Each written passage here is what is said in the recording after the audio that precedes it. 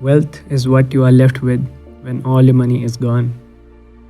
Money is not always about numbers. Sometimes it is, but more often in our personal lives, it is about habits and behavior. Sitting down and thinking about money is rather tiresome. Most of the times, people associate it with a bunch of mathematics and formulas where you put in the numbers and get the results. Magic, right? But in this book, the author has offered a different point of view. Money has less to do with how much you earn and more with how you behave. It's more about psychology than mathematics. So let's dive straight into it.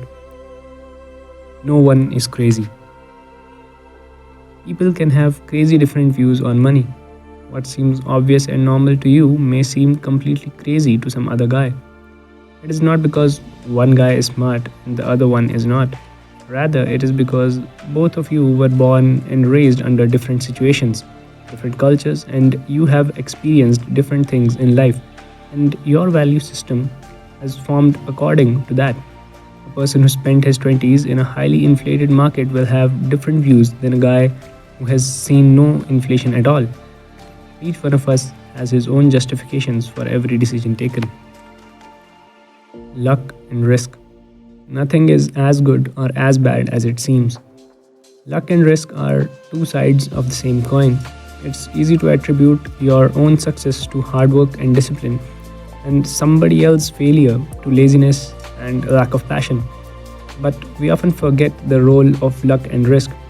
Two people can do the same amount of work and in the same way but still end up with entirely different results simply because of dumb luck.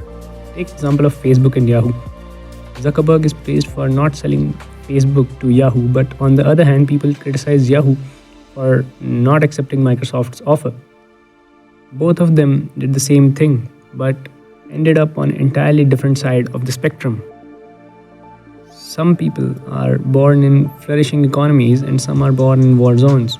Bill Gates happened to attend one of the only schools that had a computer. On the top of that, it was such that even college grads didn't have access to. He recognizes this fact and has said that if there was no Lakeside, there would have been no Microsoft either. We only see the people who are successful in news and social media, but we forget that these people are extreme examples, which are often not good for studying and forming your decisions upon. So be careful in choosing who you admire. Observe patterns, not personalities. Some get away with being reckless. Some pay heavy prices for it. The line between bold and reckless is thin.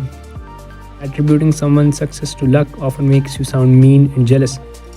But you should always remember, luck and risk are siblings. Acknowledge the role that luck has played in your success and stay humble. Recognize the role that risk has played in a failure and don't get stuck with the belief that you have no potential. Never enough. In this modern age, it is easy to lose sense of proportion. You never realize when you have to stop. This doesn't only apply to money but to other fields as well. There is a sea of information on the internet and social media makes you feel even more insecure. Therefore, it is important to realize when is enough and what is enough. The competition today is striking and everybody wants to create more and more. But the question we have to ask is whether is it worth it or not? Is it worth risking what you do have and do need for what you don't have and don't need? The normal, sensible answer to that question is no. When ambition rises so high that there is no satisfaction left, then what is the meaning of it all? You must know what is enough for you. People lose their sense of proportion and resort to stealing every penny that comes their way. Have a definite point where you stop. Think about what you actually need. The urge to compare yourself to others is really strong and social media makes it even worse. But remember, comparison is only going to flame your insecurities. What you see on social media are the highlights, not the actual life of the person. Confounding compounding. Let me share a few quotes with you. Quote, "The greatest shortcoming of human race is our inability to understand the exponential function." A.R. Bartlett. Let me share another one. Quote, "The power of compounding is the most powerful force in the universe." Albert Einstein. Warren Buffett made most of his net worth after crossing the age of 65. he's a good investor. Yes, everybody knows that, and there are thousands of books on that. But one more remarkable quality of his is consistency. He has been investing for three quarters of a century. Our minds aren't really good at grasping exponential growth. Back in 1950s, IBM offered 3.5 MBs, and today, a little over 70 years, we are playing with TBs of data, and even a normal guy has hundreds of GBs of storage. Had you asked anyone in 1950s to predict this, then nobody would even come close to predicting this absurd growth. Small things accumulate over a long time to create big effect. Compounding is underrated. It's not about making one big fortune. It's about consistently earning good returns over a long period of time. Getting wealthy versus staying wealthy. In order to get wealthy, you need to earn more. You need to take risks. It requires optimism and risk taking. But on the other hand, in order to stay wealthy, you need to do the opposite. You need patience and you need humility. Staying wealthy is a game of survival. If you live long enough and survive, your competition will be wiped out automatically. This goes hand in hand with compounding. Small assured returns over time will grow exponentially and give baffling results. If your foundation is strong and you have enough room for error in your plan, then with a tint of right mindset and survival, you will master the art of staying wealthy. Tails, you win. You can be wrong half the time and still make a fortune. Failure is more common than success. We often get upset after making a wrong decision, but we fail to realize that being wrong is fine as well. You can still make a fortune. Disney wasn't that big of a thing until Snow White and Seven Dwarfs dropped. And then the same can be said about Marvel Studios and Iron Man. Same thing applies to money and investing. Most of earnings and profit comes from a few good investments. Warren Buffett owned hundreds of stocks in his life, but only tens made him wealthy. In any field, we only see the successful ones, ignoring the symmetry of countless failures. This is called survivorship bias. A few tail events drive most of the course of history. There are countless galaxies in the universe, trillions of planets, and we only know of one that has life. On the top of that, intelligent life. So, you being here in itself is a tail event. Remember that in the long run, only the major tail events which made your fortune will be remembered. Remaining failures will fade out. Freedom. The greatest dividend money can buy is freedom. Freedom over your time, over what you do, when you do, however you do, and everything around it. Having control over your life is the biggest luxury one can afford. A sense of freedom is also necessary for your mental well being and happiness. Happiness can't really be measured, at least not easily. Whether we are happier than our ancestors or not is an entire topic in itself, so we will leave it for the time being. One thing for sure is that quality of relations, security, and peace of mind are valuable to any man. Today, most of the jobs require mental labor. You may leave the office table, but the project is not going to leave your head. Having enough emergency funds to sustain yourself for 6 months give you the freedom and release you from the work stress. You are not bound to a boss. Wealth grants you autonomy and the ability to do what you love to do. Man in the car paradox. When you see a person in an expensive car, you tend to imagine yourself in the driver's seat, or at least most of us do. We imagine the admiration and respect that it will bring, but the truth is that it rarely brings any of it. If you want respect and admiration, then having more money is a good thing, but a much better way is to cultivate empathy, humility, and kindness. Wealth is what you don't see. When most people say they want to be millionaire, then what they actually mean most of the times is that they would love to spend a million. If you want to feel rich, then buying stuff is certainly a good way to do that, but it is also the fastest way to lose money that you do have. Wealthy people choose flexibility, freedom, and options over assets, which is why wealth is often hidden. Your neighbor can earn 10 times more than you do, but you can still be significantly wealthier. Being rich is about earning more, and being wealthy is about maintaining what you have earned. which is in accordance with things we have discussed beforehand.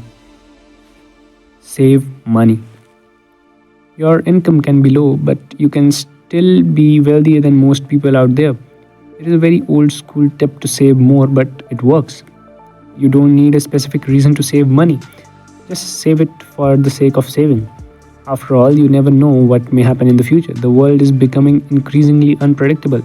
And amidst this uncertainty, there are a few things you can control. For example, your saving rate, past a certain level of basic things, and low level of materialism. Whatever you buy is basically to satisfy your ego. Redefine savings as the gap between your ego and your income. When you do this, you will be able to cultivate humility and stay grounded. And just to remind you, it will give you flexibility and freedom. Being reasonable is more important than being rational. Being paper correct isn't always the best choice. Plain rationality is certainly reliable, but we are not robots to be coldly rational. In making a decision, people don't just consider market trends and statistics, but they ask themselves how their decision will affect their family, or will they regret it in future or not. Can they sleep peacefully at night after that financial choice? Humans at the end of the day are emotional beings. If it is reasonable for you, then why not do it? Surprise. History is often used as a guide to future, which is quite literally the worst thing to do. What history actually teaches us is that the world is unpredictable. Surprising events keep happening. Look at the history and you will find out that a few events have shaped most of the world we see today, and the number of forecasters who predicted these events is zero. A few tail events dictate how the history flows. Think about it. Who in the world had predicted that coronavirus would hit the world and the world market would be virtually closed off for more than a year?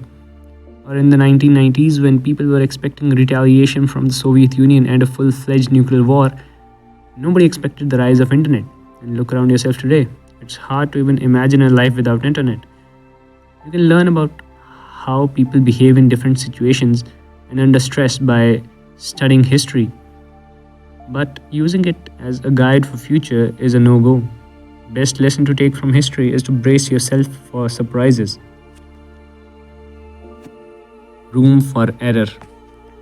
After talking about uncertainty and unpredictability in life, it is kind of self-explanatory where you need to keep margin for error in your plans.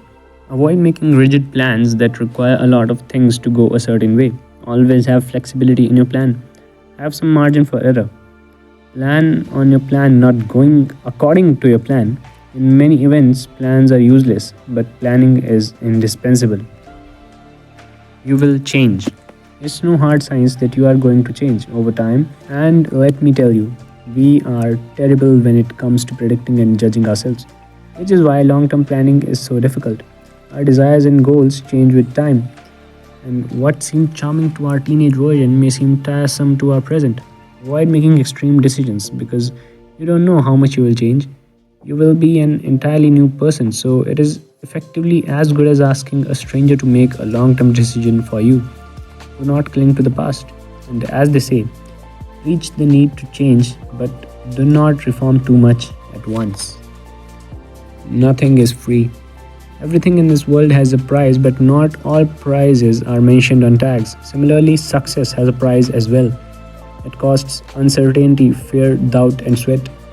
It should be seen more as a fee than a fine. When it comes to investment, people try to evade this fee. They look at it like a fine and often end up paying an even greater price. Some people can get through with shortcuts, but a greater number of people do not. You and me. Do not be misled by the actions of people playing a different game than you. People call every guy investing money an investor, but despite the name, investors can have vastly different aims. Some may be willing to hold stocks, some may be willing to sell them by evening. It is easy to get swayed away by the actions of other people in the heat of moment. However, always keep in mind that the game you are playing is different and the factors affecting it are different as well. Always keep in mind what your game is and what are the factors affecting it. Now we are moving on towards the best part, the seduction of pessimism.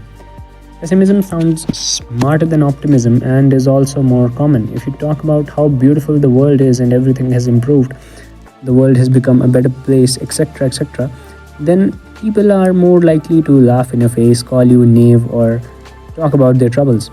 However, if you do the opposite, then you will have all the attention. You will be seen as a wise sage who has seen the world. Our brains are optimized to look out for any threats, and news channels know this as well. Plus, real growth is slow and compounding takes time, which is why optimistic news often goes unnoticed. But even smallest of threats make headlines. Pessimism reduces expectations, so when good things do happen, they bring greater joy, which is why pessimism is so seductive. The stories we tell ourselves. We are surrounded by various narratives and fictions. Our odds of believing these stories depend on how desperately we want them to be true. We fill in the gaps with the narrative and imagination. Money is a vast matter, and the economy today is more integrated than ever. Decisions made by somebody else impact our story more than we expect. Fallacies we have built have to be left behind. Our success isn't entirely in our hands. Even though we can explain past events in the hindsight, it doesn't imply that world is predictable. The ultimate goal of money is independence. The autonomy it can grant you is irreplaceable. The psychology of money, I think, is about maintaining your freedom and making decisions that you want to get. It's about quitting some rat race and modulating your activities towards your inner peace of mind.